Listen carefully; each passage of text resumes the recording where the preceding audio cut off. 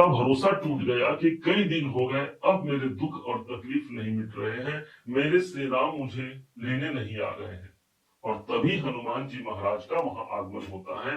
हनुमान जी ने देखा और प्रणाम किया मां को। सीता मां ने कहा कि तू भी कोई दानव होगा, तू भी कोई छलिया होगा जिसे रावण ने भेजा है मुझे मनाने के लिए। तभी हनुमान जी ने कहा, राम दूत मैं मां तू जानकी, सत्य शपथ करुणा निधान की। मां मैं आपका पता लगाने आया हूं, और जब इस बात की जानकारी प्रभु श्री राम को होगी तो वो सेना सहित आकर के ईंट से ईंट बजा देंगे इस लंका में और आपको लिवा कर ले जाएंगे। ठीक ऐसे ही हमारे जीवन में होता है। जब हमको लगता है कि सब कुछ अब समाप्त हो गया, सब कुछ अब खत्म हो गया, और तभी एक ऐसा असली खेल प्रारंभ होने वाला होता है जो सब कुछ बदल करके रख देता है। इसी बात की सार्थकता को सिद्ध करते हुए हम प्रवेश करने जा रहे हैं इस चार्ट में, जहां पर इस सितंबर के महीने में 7 ऐसे मोहरे हमको प्राप्त होने जा रहे हैं जो हमारे सभी कामनाओं की पूर्ति कर सकते हैं। या फिर क्या होने वाला है इसको बड़े बारीकियों से समझिएगा। 4 ग्रह आपको नजर आ रहे हैं इस चार्ट में, हमने लिखा हुआ है, और 3 ग्रह ऐसे हैं जो इस चार्ट में विद्यमान है। क्या और कैसे एक एक ग्रहों के प्रभाव को समझिएगा, ताकि आप स्वयं ये आश्वस्त हो जाएं कि कैसे अब एक बड़ा परिवर्तन या एक बड़े खेल की तैयारी रची जा रही है। सबसे पहले हम सूर्य को लेते हैं। सूर्य देव का प्रभाव ठीक धन के भाव पर, कुटुंब के भाव पर, हमारे स्पीच हमारी वाणी के भाव पर विद्यमान है। होना तो चाहिए बहुत अच्छा, क्योंकि अपने स्वयं के घर पर सूर्य देव है। परंतु यहाँ पर केतु देव पहले से कुंडली मार करके बैठे थे, और यहाँ पर एक योग बन गया सूर्य ग्रहण योग। अर्थात यदि हमने मानसिक अशांति को देखा, हमने कुटुंब में कोई अशांति को देखा, या फिर आर्थिक परेशानियों से हम जूझ रहे हैं, तो एक अच्छी खबर यह है कि 16 सितंबर को सूर्यदेव अपने सूर्य ग्रहण के प्रभाव से मुक्त होते हुए ठीक प्रवेश कर जाएंगे तीसरे भाव पर, अपने परम मित्र बुध की राशि पर। और यहाँ हमको आर्थिक प्रगति के रूप में, क्योंकि यहाँ पर ग्रहण योग चला गया, हमको आर्थिक प्रगति के रूप में तो दिखता ही दिखता है, साथ में सूर्य तीसरे भाव हमारे कॉन्फिडेंस के भाव पर आ जाएंगे। सूर्य को राजा कहा गया है, तीसरा घर हमारा हाथ है, अर्थात इस समय पर हम खुल करके दान करते हैं और वो कॉन्फिडेंस हमारे अंदर विद्यमान होता है, जहां मुझे मेरे लक्ष्य तक पहुंचने के लिए यही राजा मेरा समर्थन करेगा। प्रबल योग कारक ग्रह बनते हैं।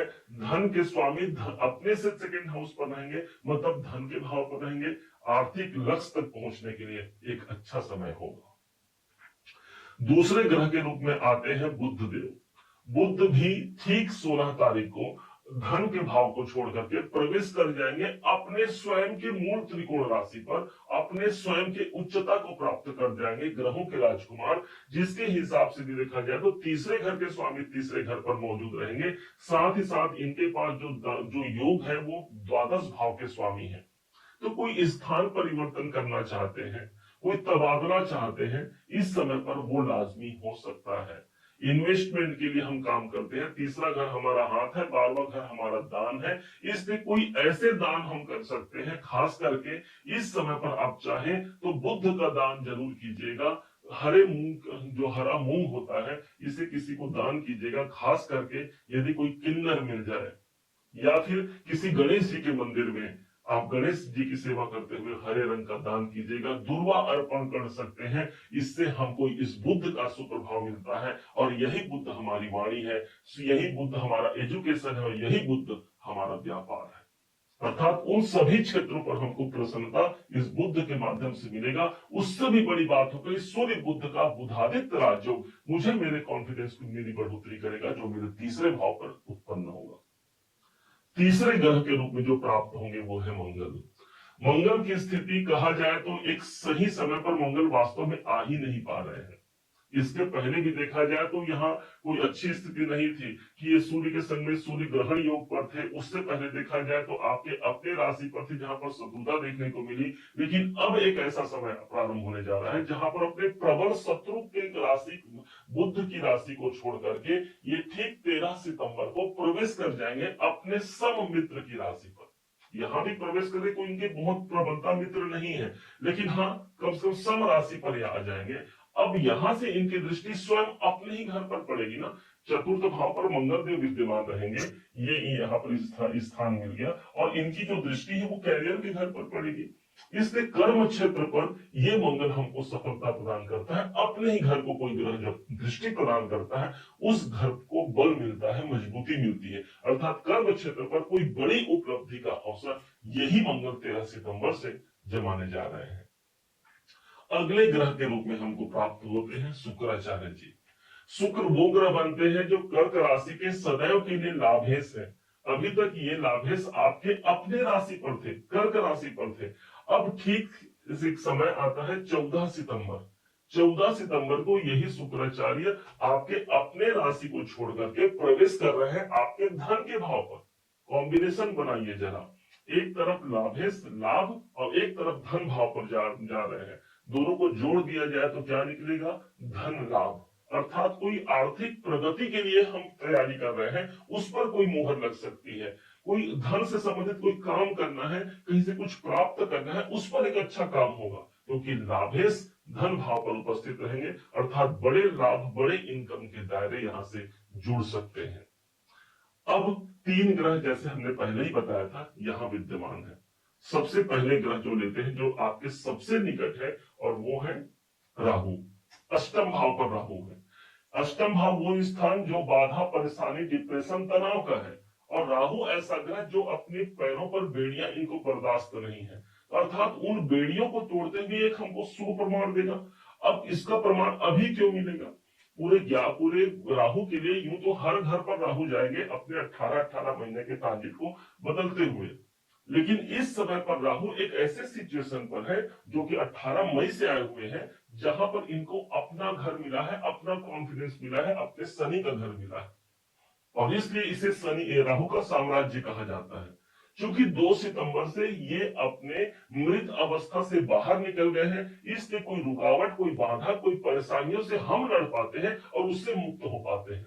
राहु की दृष्टि 12वें घर पर पड़ रही है, तो कोई विदेश से जुड़ा हुआ कार्य भी हमारा संपन्न होने जा रहा है। अब आते हैं शनिदेव पर, जो कि 6वें मोहरे हैं हमारे। शनिदेव कर्क राशि के 7.5 से मुक्ति हमको दिला दिया और पहुंच गए हैं ठीक भाग्य के घर पर। शनिदेव जिस स्थान पर होंगे वहां पर विलंब होगा, लेकिन ये बात हमेशा कही जाती है कि शनि देव जहां पर विद्यमान होंगे उस भाव पर कभी भी हमको ऐसा नहीं देखने को मिलेगा कि उसका फल हमको फलीभूत नहीं हुआ।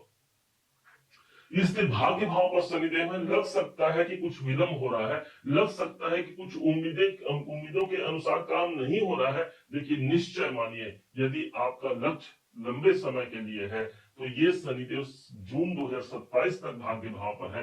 देर ही सही, लेकिन हमारे भाग्य की सार्थकता हम तक जरूर पहुंच पाएगी, वो शनिदेव है। शनिदेव की जो दृष्टि पड़ रही है, ऊपर से भी वक्री भी चल रहे हैं ना, और देखा जाए तो 5 महीने वक्री रहे। 13 जुलाई को इनका आगमन हुआ, जुलाई निकल गया, अगस्त निकल गया, अब बच गया अक्टूबर और नवंबर। तो देखा जाए तो बीच का महीना यही है सितंबर का महीना, जहां पर शनिदेव जितना इनको ऑडिट करना था वो अपना पुनर्मूल्यांकन कर चुके। अब बारी है मेरे भाग्योन्नति की, अब बारी है मेरे इनकम की, क्योंकि इनकी तीसरी दृष्टि सीधे इनकम के भाव पर प्रविष्ट हो रही है। लाभ के अवसर प्राप्त होने जा रहे हैं। अब अगले ग्रह के रूप में हम जो अंतिम ग्रह है हमारा, वो है देव गुरु बृहस्पति। कर्क राशि के एक कर्णाधार ग्रह माने जाते हैं, क्योंकि इनके पास वो घर का साम्राज्य है जो भाग्य के स्वामी है, और इस समय पर गोचर वश आकर के ये 12वें घर पर चल रहे हैं। ध्यान एक ही रखना है, और वो ध्यान होगा पिताजी के स्वास्थ्य पर ध्यान देने की आवश्यकता बस रहेगी।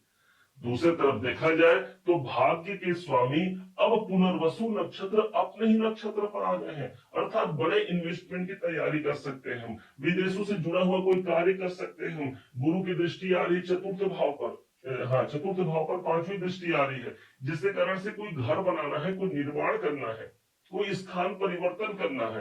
इन सबके युगों में ये गुरु हमारे लिए उत्तम होगा। गुरु की दृष्टि पहुंच रही 6ठे भाव पर, अर्थात नौकरी के दृष्टिकोण से यही गुरु एक शुभ प्रभाव देगा, एक शुभ प्रभाव देगा, जहां पर भाग्य के कारक के रूप में, ईश्वर के पर्याय के रूप में इसी देव गुरु बृहस्पति को देखा जाता है, अर्थात उसकी दृष्टि पड़ रही है मेरे मेहनत पर। अब जो मैंने मेहनत किया है उसका ही प्रमाण मुझे सबसे ज्यादा मजबूती से इसी सितंबर के महीने से देखना प्रारंभ हो जाएगा। इस वीडियो को अब ज्यादा लंबा हम नहीं बनाते हैं, यही विराम देते हैं।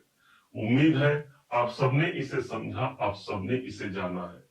यदि आपने इसे समझा है, जाना है, मेरे समझाने का प्रयास यदि आपको सार्थक लगा हो, मेरे समझाने का तरीका यदि आपको सार्थक लगा हो, तो हर बार की भांति इस बार भी अपना प्यार भरा लाइक और कमेंट करना कभी मत भूलिएगा। और हाँ, यदि अभी तक आपने चैनल को सब्सक्राइब नहीं किया है, सब्सक्राइब जरूर कीजिएगा। पुनः एक बार फिर आप सभी का दिवस बहुत मंगलमय हो, इन्हीं शुभकामनाओं के साथ। जय श्री राम।